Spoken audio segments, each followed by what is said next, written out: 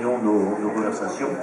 Et je reçois Philippe Habart pour son dernier livre, Tous les rêves de ma vie, un roman sur Flammarion, avec et si un peu d'amnésie pouvait changer la vie. Philippe, je l'ai reçu il n'y a pas tellement longtemps. Là, ça me fait plaisir de recevoir parce que depuis la dernière fois qu'on s'est vu, on avait évoqué ensemble cette hypothèse, mais il y a une concrétisation, votre livre va être adapté.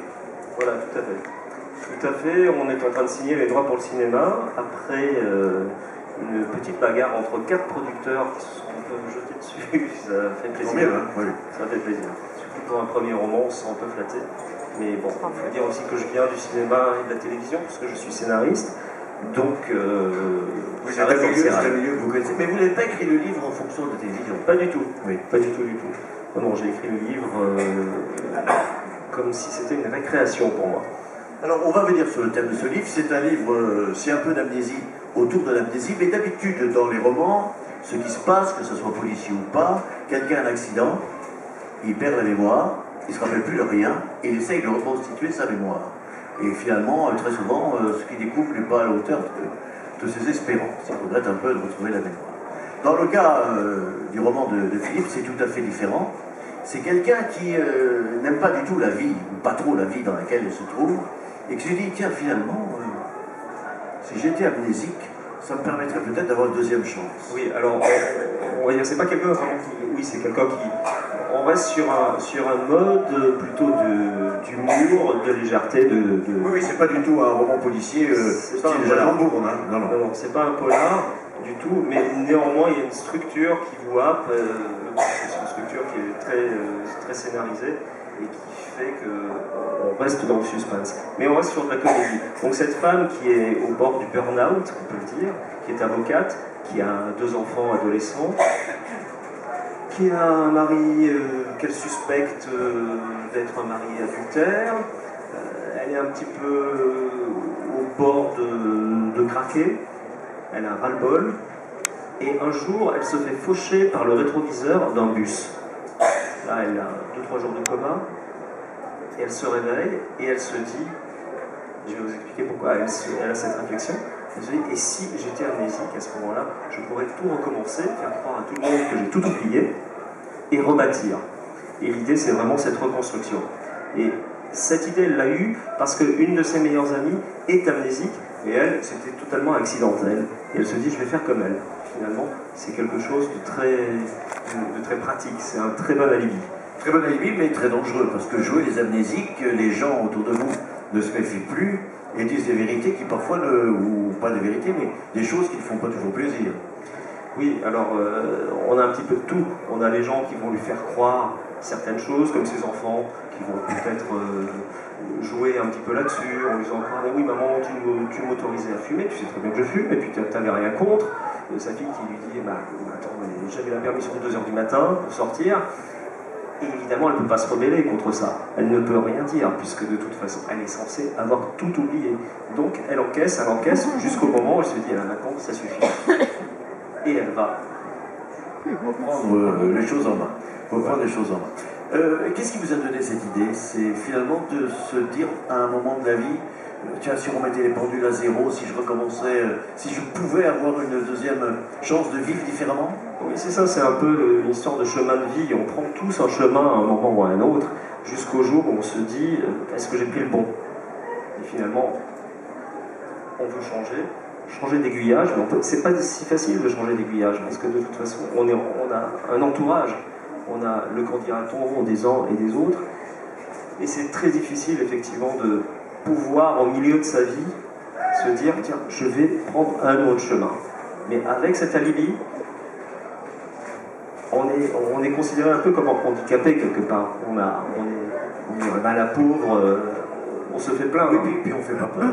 On n'est pas dangereux, on n'a pas de mémoire, on passe du rail, on est un peu passe du rail. Est-ce que malgré tout, votre héroïne, elle va aller plus loin, elle va enquêter, elle va essayer de connaître des choses qu'on lui avait cachées? Quels sont Elle va essayer justement, cet alibi va lui permettre de remettre à plat des choses qui sont d'origine familiale, du côté de ses parents. Donc elle va creuser, elle a un lien un petit peu compliqué avec son père. je ne peux pas tout raconter Non, évidemment. on ne peut pas tout raconter. Mais ce lien, elle va essayer de dénouer cette espèce de corde à nœud qui la relie à son passé, et elle va réussir à dénouer tout ça. Jusqu'à un moment donné où, effectivement, elle va s'apercevoir qu'elle a reconstruit et que tout le monde autour d'elle joue le jeu. Parce qu'elle rétablit de nouvelles règles. Donc elle va réussir à rétablir de nouvelles règles, mais néanmoins avec un suspense que l'on ne dévoilera pas. Non. Parce Il y a toujours rien n'est jamais sans danger. Hein. On essaye de rebâtir sa vie comme ça. Il y a toujours des périls. Ce sont toujours des péripéties. Il y a des rebondissements, et ces rebondissements sont dans le livre. Alors, ce livre vous est inspiré par quand même un malaise actuel. Hein. Vous parlez du burn-out, c'est vrai que c'est très, très à la mode. On sent que des gens, de plus en plus, sont au bord de la rupture et se disent ensuite si je pouvais tout recommencer, si je pouvais aller différemment. C'est vrai que c'est un. Effectivement, j'étais un jour, j'achetais des légumes, et un marchand de légumes me dit voilà, si je pouvais avaler une pilule et devenir amnésique. Ah. Et du coup, effectivement, ça c'est un discours que j'entends très souvent. On aimerait tous oublier une partie, mais on ne peut pas jouer ce rôle, évidemment. C'est difficile. C'est un véritable engagement. Il faut être presque comédien pour jouer ce rôle. Donc on reste quand même dans une comédie de fiction, mais c'est crédibilisé, tout est crédibilisé. C'est-à-dire que ça peut tout à fait arriver. Alors vous avez dit que l'écriture de ce livre était une détente. Parce que scénariste, c'est pas si facile. Oui, voilà, exactement. C'est un autre métier. Écrire un roman, c'est la liberté. Scénariste, c'est un peu la mine. On travaille, j'ai écrit pour de nombreuses séries télé. J'ai écrit beaucoup de Navarro, beaucoup de séries que vous avez probablement tous vues à la télévision. Et on est très encadré. C'est très contraignant. On a des contraintes de production, des contraintes de bible, de ce qu'on appelle autour des personnages. Et là, des contraintes de temps. On ne peut pas s'évader. Ce livre se passe en partie à l'étranger, assez loin, c'est pas quelque chose qu'on m'aurait autorisé si j'avais écrit ça directement en scénario. Et trop cher, trop loin, trop cher. Exactement. Et puis il y a une autre dimension, c'est la dimension, le travail des mots, le travail des phrases. Ce travail-là... On écrit mieux dans un roman. On écrit, moi j'ai des copains scénaristes, des collègues qui me disent moi j'ai pas du tout envie de me mettre à écrire pendant un an un roman. Parce que pendant un an, on peut travailler sur 3 scénarios différents, sur plusieurs séries. Il y a tout un travail de matière qu'on a dans le roman qui est satisfaisant. Comme un peintre qui travaille sa peinture, qui travaille sa pâte. Et ça, dans le scénario, c'est impossible. Non, sauf au moment du dialogue. C'est la cadence qui fait ça.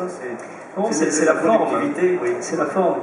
Puisque dans le scénario, on a une partie qu'on appelle les didascalies, qui est la partie de description de l'action. On peut dire, voilà, cette jeune femme qui est devant, qui s'appelle Émilie, rentre dans la salle, s'assoit, croise ses jambes. Pour notre plus grand plaisir, merci Émilie. Par exemple. Là, Patrice Zer prend le micro, et après vous avez les dialogues. Alors dans les dialogues, on peut s'éclater, on peut se libérer, mais à partir du moment où on est dans la vanne, où on est dans la comédie, on a créé une situation, et on peut passer des jours et des jours à chercher cette situation. Est-ce qu'on vous stéréotype les personnages? Par exemple, moi j'étais stupéfait, j'ai regardé un ou 2 épisodes, parce que j'ai pas le temps, du tunnel. Ouais. C'était un truc... Oui, qui est une adaptation de Bridge. Voilà, alors elle-même est une adaptation de série danoise. L'inspectrice française, qui est fort bien, je crois, c'est le clone de la fille de Homeland. Alors, comme la fille de Homeland, ça a marché, c'est une espèce de bipolaire, hystérique par moment et aussi très intelligente et rationnelle, on a l'impression que quand il y a un personnage qui marque, on essaye de le décalquer dans des séries. Alors cette série est adaptée d'une série danoise. Oui. Donc il y avait ce personnage. On comprend à la fin de la série que ce personnage, enfin au milieu de la série, que ce personnage est très sec et très... elle est elle a mis de cette bipolarité, oui, très froide, parce que justement elle a été victime, pas victime, enfin elle a vu, elle a assisté au viol de sa sœur, donc à partir de, elle a été choquée, donc elle est en état de choc, donc effectivement ça devient un personnage un peu stéréotypé. Ce que vous disiez sur les contraintes, moi j'étais, il y a de ça, je parle de ça il y a 30 ans, presque. J'avais un ami qui était le directeur de la radio, de Radio Monte-Carlo, qui s'appelle Michel Roy à l'époque, et qui avait une femme qui faisait des romans, on dirait à l'eau de rose, vous savez, des petites collections, séduite et abandonnée, voilà, des choses comme ça. Et elle m'avait montré, elle recevait tout préparé des feuilles, pas écrites, mais où il y avait le rythme du roman, c'est-à-dire page 3, un peu de tendresse, page 6, une bouffée de sensualité, page 12, mais comme ça, écrit sur les feuilles qui étaient préparées, pour qu'ensuite elles remplissent les choses. J'ai trouvé ça à l'époque stupéfiant, mais déjà ça existait pour ce genre de collection. Mais c'est vrai que dans la structure d'une série, on a à peu près ça. Mais en France, un peu moins, si vous voulez, on le fait un petit peu de façon intuitive. Mais les Américains, c'est comme ça. Il y a un certain nombre de pages. Les scénaristes américains travaillent avec des couleurs de pages. Et les feuilles roses, vous avez des scénaristes qui vont traiter les scènes d'émotion, ceux qui vont traiter les et puis ça, ils savent à quoi on réagit, ils ont fait des études, ils savent c'est très articulé, oui. Ouais. Nous, ça reste encore un peu artisanal, heureusement. Alors, à quoi comment vous expliquez, Philippe, l'explosion du nombre de séries? Parce que maintenant, pour s'y reconnaître dans les séries télévisées, il faut sortir de Polytechnique, hein, il faut avoir un calendrier sur soi, et que tel jour il y a ça qui passe là, tel jour il y a ça, on s'y perd un peu, c'est comme dans les BD chez les libraires. À quoi c'est dû brusquement l'explosion des séries? À une absence de scénario fort dans les films? Parce qu'on voit de plus en plus de grands acteurs de cinéma qui s'investissent dans les séries, si comme l'inspiration, elle était maintenant sur le petit écran. Parce que je pense que c'est la multiplication déjà des chaînes de télé, donc des guichets, comme on dit, qui peuvent financer toutes ces séries, toutes ces fictions, et la multiplication des écrans à l'intérieur d'un appartement. Avant, il y avait un poste de télé par foyer. Tout le monde était devant ce poste de télé. Il y avait 6 chaînes, c'était le grand maximum. Et à partir de là, il y avait moins de choix. Aujourd'hui, il y a plus de choix, et chacun a son poste de télé. Donc, si vous voulez, ça permet à un foyer de suivre plusieurs chaînes en même temps. Et chaque chaîne doit avoir son offre. Plusieurs séries. Vous avez tous plusieurs télés à la maison? Non, pas de télé. Hein, pas de télé du tout? Pas de télé. Non, pas de télé, c'est une chose, mais moi j'ai une télé. C'est vrai que le problème c'est qu'on n'a qu'une, c'est qu'on ne regarde plus jamais ce qu'on veut, parce que c'est les enfants qui déterminent les programmes. Et c'est compliqué. Est-ce que vous avez des questions à poser sur... Alors, quand on passe, donc vous avez dit c'est un soulagement de passer de l'écriture qui est très réglementaire, la liberté du roman, mais est-ce que c'est pas un peu angoissant de changer de style d'écriture? Non, comme je vous disais, pour moi c'est une récréation, mais vraiment. J'écrivais le livre quand j'avais besoin de me reposer. Pour moi c'était un vrai plaisir. Alors évidemment c'est construit, de toute façon j'ai appris la dramaturgie par le cinéma. Donc je construis mon livre comme un film, avec beaucoup de rebondissements, avec beaucoup de surprises, du début jusqu'à la fin. Et je pense que ce sont les retours de tous les lecteurs. Donc, mais sinon, sur le reste, c'est un plaisir, parce que quand on aime écrire, on écrit. Quand on aime, mais sinon, au niveau du scénario, le scénariste, c'est plus un plombier de la scénographie qu'un écrivain. Voilà, vous connaissiez Philippe Amar, plombier. Vous le connaissez maintenant comme écrivain, avec son premier livre qui ne sera pas le dernier, C'est le mal que je sais. Tous les rêves de ma vie, un roman. Et si un peu d'amnésie pouvait changer la vie, mais c'est avec un point d'interrogation, car combien d'amnésie et quel changement, vous le verrez. En découvrant les péripéties de ce livre, Philippe Amar est à votre disposition pour le signer, bien entendu. Philippe Amar, merci. Merci. Bravo.